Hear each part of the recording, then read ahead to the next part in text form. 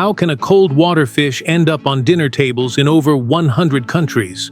From high-end sushi in Japan to grilled dishes in New York. Why is Norwegian salmon not just food, but called the apple of the global food industry? What makes a country with just over 5 million people able to dominate the world's salmon market for decades?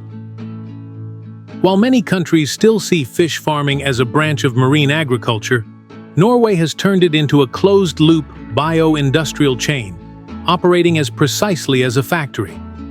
So how did Norway do this? And more importantly, is this a model to learn from, or something that only exists in one special country? What is it about their unique system that makes the world take notice? On this journey, we will explore every link in Norway's salmon farming system and draw our own conclusions, because what you are about to see will not only change how you view salmon, but might make you rethink the entire modern agriculture industry. You think salmon are born from eggs, grow up in cold spring water, and then get released into the ocean? In Norway, that's been outdated for over 50 years. Here, creating a new generation of salmon doesn't start with nature, but with data. In 1971, Norway launched a national salmon breeding program, a step that most fish farming countries still haven't taken at a similar level. Instead of selecting fish by instinct, they select fish using biological indicators. Each generation of fish is evaluated based on growth rate, natural disease resistance, ideal meat color for export, feed conversion efficiency. Only the genetically most optimal fish are allowed to reproduce.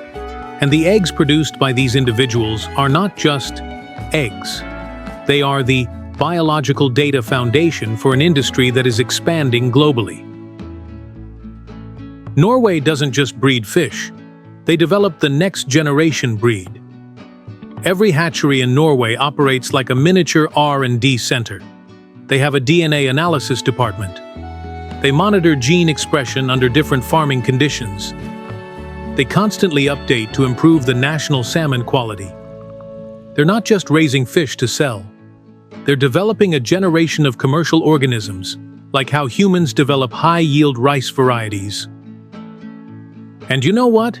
These juvenile fish, once they're ready, won't be released randomly into the sea.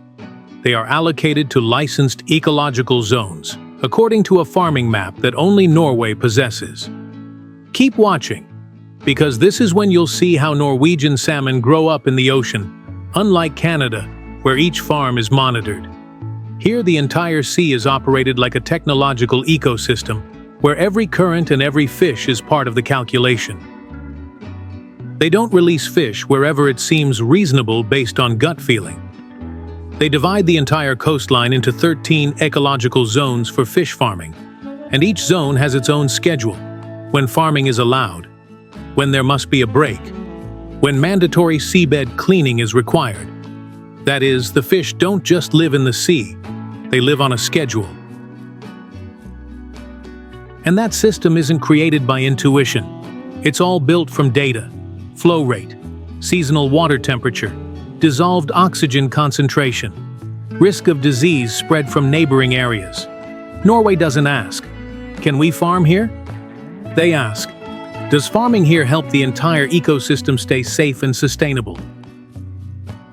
And what amazes the entire global aquaculture industry is how Norway doesn't just use technology to monitor each farm, but to coordinate the entire sea as an open biological factory. Each fish farming fjord operates like a production unit with its own operating system. All farms in the area synchronize data to the central hub, from feeding rate and fish density to microorganisms in the water.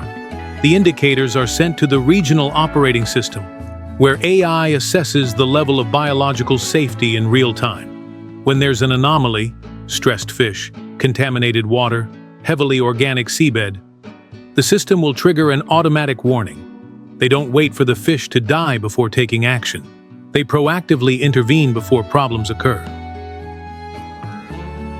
Each sea area operates according to a biological quota: maximum density, permitted emission levels, mandatory ecological rest days, movement schedules between areas to prevent cross-contamination. Technology here isn't used to track fish.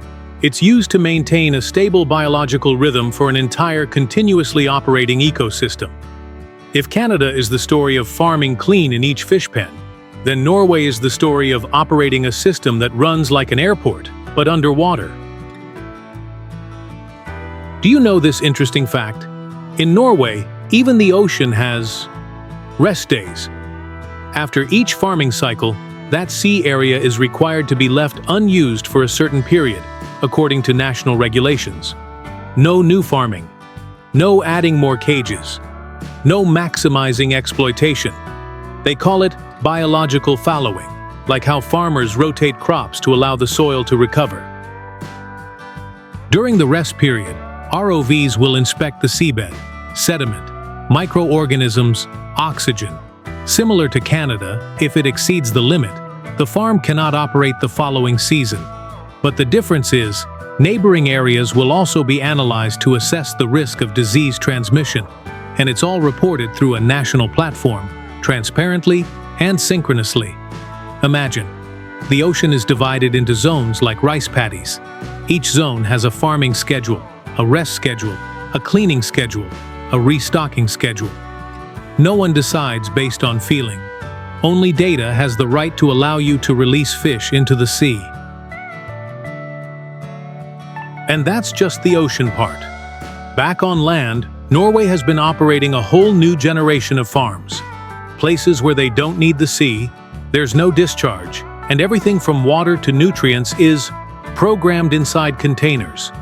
While many countries are still debating how many more fish pens to add out at sea, Norway has already taken a step ahead, not expanding into the ocean, but separating from the ocean completely.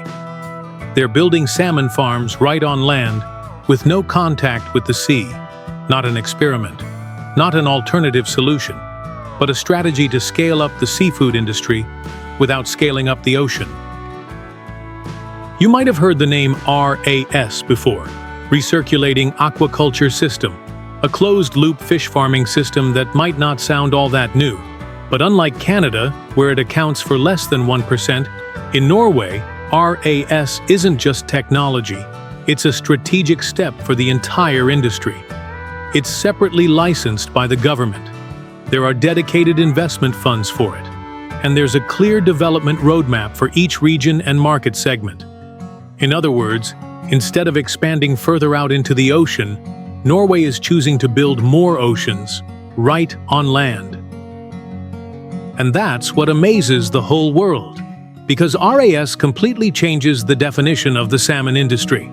No longer dependent on weather or seasons, not affected by native ecosystems, not limited by location. It can be placed in the mountains, remote areas, or industrial zones. A salmon farm can now be built in the middle of a frozen landscape, but the product can still end up on tables in Tokyo, New York, or Singapore in just a few days.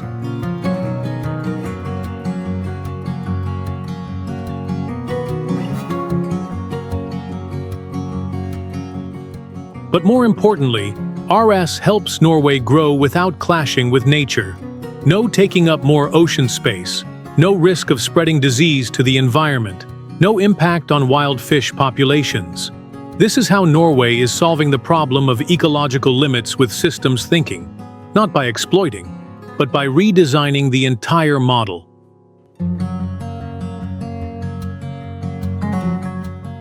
In Norway, salmon isn't just raised as a living creature, it's also treated as a bio-industrial product, with processes, standards, and operating codes like an electronic component. At the processing centers near the farms, the fish are put onto the harvesting line according to the exact production order.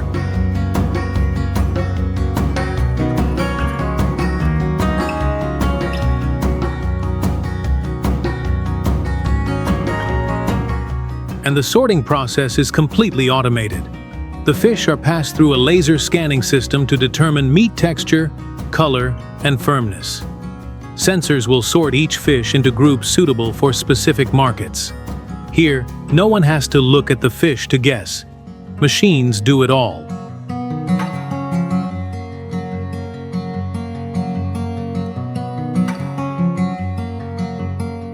In Norway, traceability isn't just to show consumers that the fish is clean. It's a mandatory part of operating the supply chain. Each container has a QR code with the harvest date, storage temperature, and the departure area. If a defect is detected by the importer, Norway can trace the exact batch of fish, the time, and even the production team. This is no longer just food. It's a standardized industrial product. And what amazes the world the most is the speed.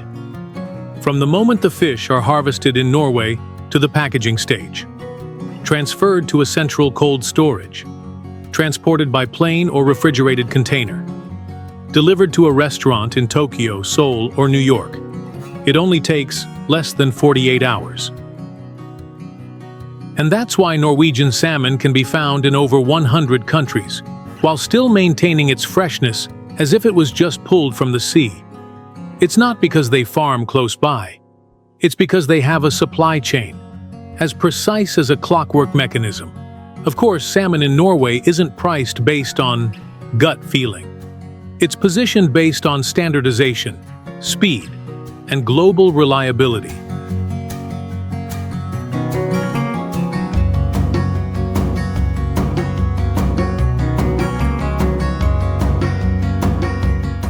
When people think of marine agriculture, they often think of something still wild, something connected to nature, to the ocean, to people working amidst the waves. But Norway is different. They don't farm fish in the traditional way. They've designed a system where everything from the fish egg to the sashimi slice operates according to the principles of an open biological factory. No element in Norway's salmon chain is random.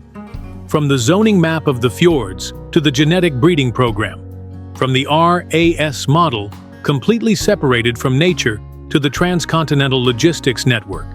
Everything is operated no differently than a high-precision industrial line. The only difference is, the raw material is alive.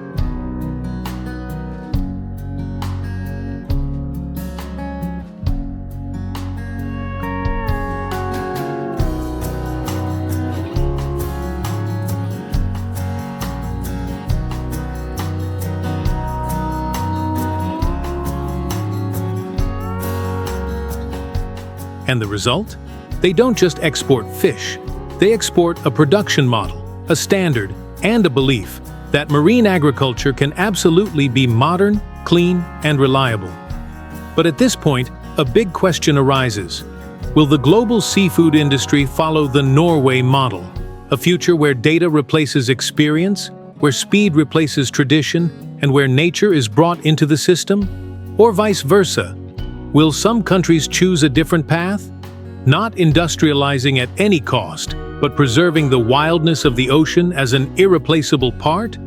What do you think? Are we entering a new era, where raising fish is no longer a matter for farmers, but for biological engineers? Share your thoughts. And don't forget, the journey to explore modern agriculture is still very long ahead. Next video, we'll go to Japan to explore a completely different story. Not farming, but fishing. Not salmon, but squid. And the question is, what has made the squid fishing industry in Japan, a seemingly simple and traditional industry, become one of the most precise, technologically advanced, and highly disciplined systems in the world?